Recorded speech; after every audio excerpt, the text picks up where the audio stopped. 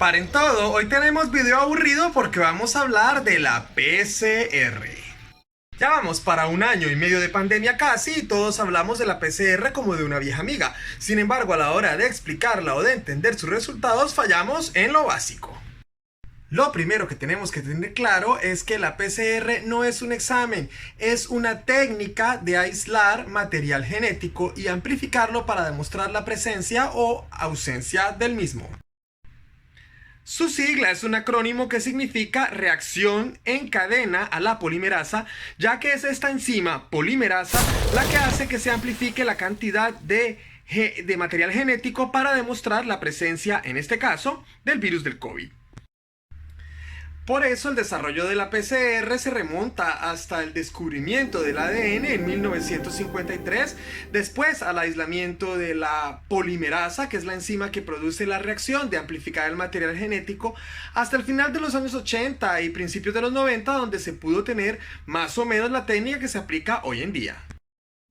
Su uso en la medicina está disponible desde hace unos 20 años y se aplicaba al diagnóstico de enfermedades de difícil aislamiento como la tuberculosis y algunos virus de difícil cultivo.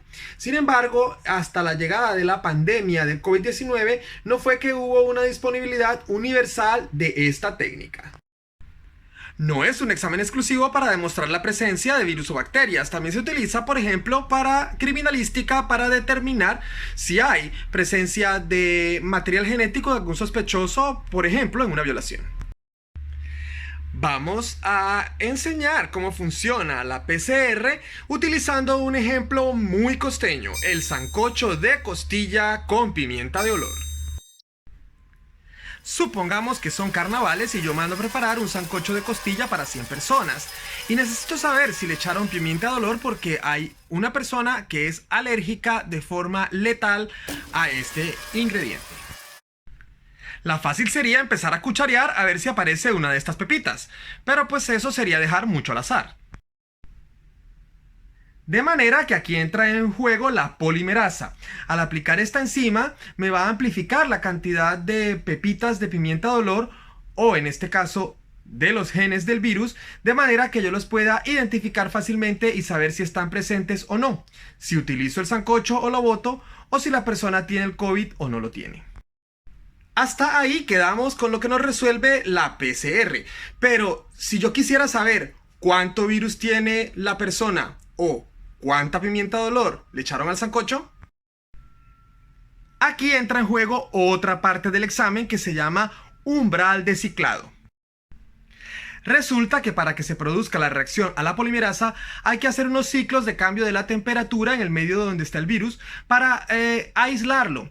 Entonces eso sería igual a la cantidad de cuchareadas que tendríamos que dar en el sancocho para encontrar una pepita de pimienta de olor.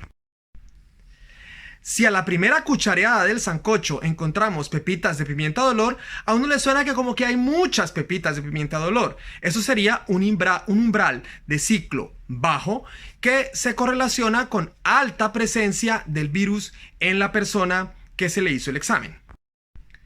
Cuando hay alta presencia del virus o de material genético de este, la persona puede ser más infecciosa y además también su enfermedad puede ser más severa.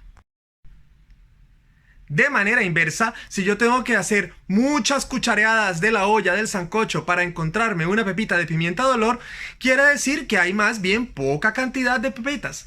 Ese sería un umbral de ciclo alto que se correlacionaría con una presencia escasa del virus, con un curso más leve y con menos probabilidad de transmitir el virus. Y si yo quisiera saber qué tipo de pepita de pimienta de olor fue que le echaron al sancocho o qué tipo de virus tiene la persona, pues tengo que hacer la genotipificación.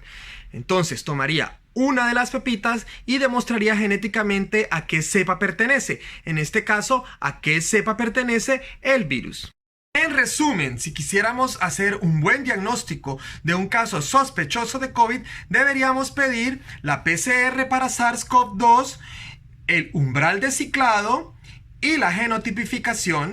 Acá vemos cómo deberían entregarse los resultados del estudio de un caso sospechoso de COVID-19. Acá vemos pues, los datos de identificación de la persona y diagnóstico por biología molecular SARS-CoV-2 positivo en este caso. Y aquí deben aclarar la técnica que se utilizó, método de PCR, que ya sabemos que es reacción en cadena de la polimerasa en tiempo real. Hasta aquí es el resultado que nos entregan en Colombia. Y acá lo que deberían entregar adicionalmente, el umbral de ciclo, que en este caso dio 21.34. Vamos a ver que la aclaración dice, el umbral de ciclo es una prueba semi-cuantitativa de la estimación de la carga viral del SARS-CoV-2. Menor de 24, como en este caso, es por encima de 10 millones de copias del virus por mililitro. Es decir, que el umbral de ciclo está bajo y la cantidad del virus es bastante. A medida que el umbral de ciclo va aumentando, la cantidad de virus es menor, la posibilidad de transmitirlo es menor y la enfermedad va a ser más leve. A umbrales de ciclo altos, mayores de 37, se considera casi indetectable el virus. El tercer paso es definir si hay una presencia o no de mutación. Para eso se hace este screening y lo informan como perceptible, y si esta prueba de screening de mutación da perceptible, pues se hace ya la genotipificación, que ya es para especificar qué tipo de mutación tenía este virus. Y acá explican, en la proteína S o gen S se encontraron las siguientes mutaciones de lesión H69B70 y mutación N50Y, mutaciones típicas de la variante sudafricana B.1.351 o variante beta. De esta manera, amigos y familia, nos despedimos luego de haber tratado de entender un poco más de los mecanismos de acción de la PCR para SARS-CoV-2. Aprovecho también esta ocasión para mandar un saludo de cumpleaños a Jaime Ardila, gran colaborador de este canal, excelente médico, doctor en salud pública, pero lo que más me enorgullece es de llamarlo un gran amigo. Jaime, todo mi cariño para ti desde acá, desde el barco, y espero que nos veamos pronto para que sigamos bien a bordo.